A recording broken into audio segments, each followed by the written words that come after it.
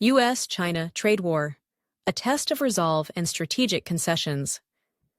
The U.S. China trade war is, at its core, a contest of endurance, with each side waiting to see who blinks first. In a surprising yet unsurprising turn of events, Chinese President Xi Jinping has made the initial concessions in the face of a shrewd and experienced opponent, President Donald Trump. Does this signal an imminent end to the U.S. China standoff, allowing the world to return to the dream of mutual prosperity? Meanwhile, in a separate development, Ukraine and Europe have rejected a U.S. proposed ceasefire plan and introduced their own, dubbed the European-Ukrainian version. This plan addresses sensitive issues such as territorial disputes and other critical terms. What does it entail?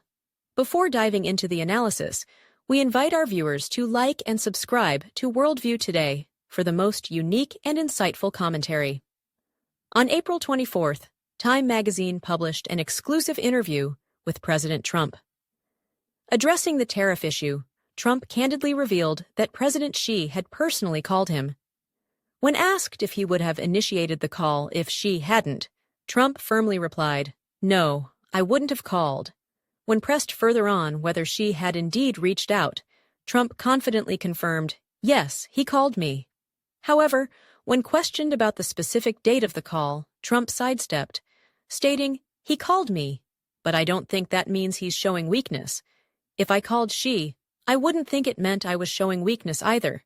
This revelation quickly dominated headlines across major media outlets, sparking debate over whether Xi truly initiated the call. We believe it's highly likely. There's no reason to suspect President Trump fabricated this claim. Notably, when the U.S. mentioned ongoing communication between the two leaders, China reacted with visible unease, hastily exploiting linguistic nuances to deflect. If Xi hadn't called and Trump's claim were false, China would have immediately issued a denial. Yet, more than a day after Time's report, China remained silent, neither refuting nor denying the story. This strongly suggests Xi indeed made the first move, conceding ground in this high-stakes game. However, the specifics of the call are less significant than the message Xi's action sends, not only to Trump, but to the world. In fact, China has already begun implementing changes. On April 25th, Reuters reported that China is considering waiving its 125% tariff on certain U.S. imports. The Chinese Ministry of Commerce has reportedly formed a special task force to compile a list of eligible goods, with businesses encouraged to submit applications for tariff exemptions. A list of 131 products potentially qualifying for exemptions, ranging from vaccines and chemicals to jet engines, has been circulating rapidly on social media and within trade circles. Chinese media, citing insider sources, also indicated that 8 semiconductor-related products may be exempted from tariffs, though memory chips are excluded. Among the chemicals mentioned, ethane, a U.S. exported product critical to China's plastics industry, stands out. The U.S. holds a dominant position in exporting non-sensitive goods like ethane, which accounts for 45% of U.S. ethane exports and fuels 98% of China's plastics production. China's heavy reliance on U.S. ethane leaves it with no viable alternative suppliers. A disruption in this supply would cripple China's plastics industry, underscoring the strategic leverage the U.S. holds. Additionally, CNN reported that China quietly eliminated retaliatory tariffs on select U.S. semiconductors, reducing duties on 8 types of integrated circuits to 0%. China has also waived tariffs on certain aircraft components, including engines and landing gear, critical for its domestically produced Sin-19 aircraft, which relies heavily on U.S. parts. Without these components, China's aviation ambitions would stall. In another concession, Bloomberg, citing the Financial Times, reported on April 24th that China is preparing to unilaterally lift sanctions on 5 European parliamentarians. These sanctions, imposed years ago in response to the parliamentarians' criticism of China's treatment of Uyghurs in Xinjiang, prompted the European Parliament to freeze the EU-China investment agreement. China's decision to lift these sanctions aims to revive the agreement, reflecting its urgent need for foreign investment amid domestic economic challenges. However, the European Commission has responded coolly, with one sanctioned parliamentarian, Reinhard Bütikofer, dismissing China's gesture as futile, arguing that its authoritarian stance remains unchanged. China's concessions are closely tied to its deepening internal crises, a vicious cycle of domestic instability and external pressures. As internal factionalism intensifies, China struggles to address external challenges, leading to erratic foreign policy decisions. These, in turn, exacerbate domestic tensions, creating a feedback loop of instability. Meanwhile, President Trump's trade war strategy is gaining traction. However, he faces challenges in his efforts to broker a ceasefire between Russia and Ukraine. On April 24th, Russian President Vladimir Putin launched a large-scale airstrike on Kyiv, prompting Trump to publicly express frustration. On April 25th, Reuters reported that European and Ukrainian officials, after rejecting Trump's peace plan, proposed an alternative European-Ukrainian version during talks in London. This plan, now on Trump's desk, starkly differs from the U.S. proposal, which called for recognizing Crimea and 4 eastern Ukrainian regions as Russian-controlled. The European-Ukrainian plan defers territorial discussions until after a ceasefire, prioritizing an unconditional halt to hostilities. It also demands no restrictions on Ukraine's military or its allies' presence on Ukrainian soil, and proposes that the U.S. and Europe treat Ukraine as a de facto NATO member, with collective defense commitments akin to NATO's Article 5. Additionally, the plan opposes lifting sanctions on Russia imposed since 2014, advocating for their gradual relaxation only after sustained peace.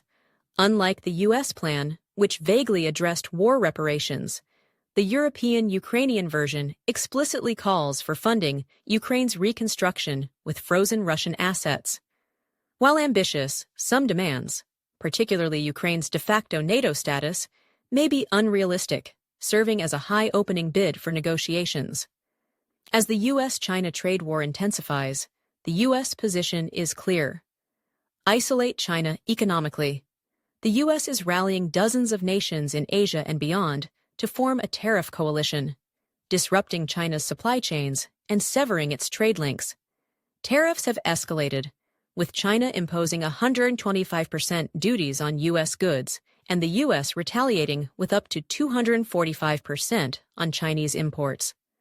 White House spokesperson Caroline Leavitt emphasized, "The U.S. doesn't need China, but China needs the U.S. market."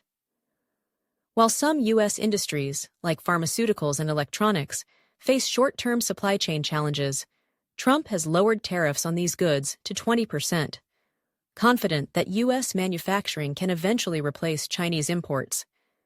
China, however, faces a structural dilemma. Its robust production capacity far outstrips domestic consumption, necessitating exports to markets like the U.S. and Europe. U.S. Treasury Secretary Scott Bess has suggested that China could address this by boosting domestic consumption, creating a healthier economic cycle. Yet, Trump's ultimate goal transcends trade balances. He seeks to decouple China from the global trade system, erecting a new Iron Curtain. In a Fox News interview on April 15th, Trump hinted at this strategy, suggesting countries must choose between the U.S. and China. Treasury Secretary Bess, in a meeting at Mar-a-Lago on April 6th, proposed using tariffs to prevent China from rerouting goods through third countries, a plan now gaining traction. China's retaliatory measures, such as Hong Kong's suspension of mail services to the U.S. and the cancellation of Boeing orders, appear impulsive and self-damaging. Without U.S. aircraft parts, China's aviation sector risks paralysis, as maintenance and support depend on American suppliers. A prolonged trade war could devastate China's infrastructure, from CNC machines to software licenses, mirroring the societal collapse seen in heavily sanctioned nations like Iraq in the 1990s. The U.S. is also tightening technology restrictions, with NVIDIA barred from exporting even its scaled-down H20 AI chips to China. By July, most nations are expected to align with the U.S., refusing to serve as conduits for Chinese goods. Trump's tariffs aim to curb China's ability to flood markets with cheap products, reducing wasteful consumption in the U.S., and redirecting resources to domestic manufacturing. Companies like NVIDIA are investing heavily in U.S. infrastructure, with $500 billion earmarked for AI development, signaling a manufacturing renaissance that could drive innovation. However, Federal Reserve Chairman Jerome Powell has warned that Trump's tariffs risk stagflation, rising unemployment and prices. If successful, though, Trump's strategy could revitalize U.S. industry within years, strengthening its global economic dominance. What are your thoughts? Share your comments below, and if you found this analysis valuable, please like, subscribe, and support WorldView today to help us reach our goal of 100,000 subscribers. Join us for more in-depth commentary in our next segment.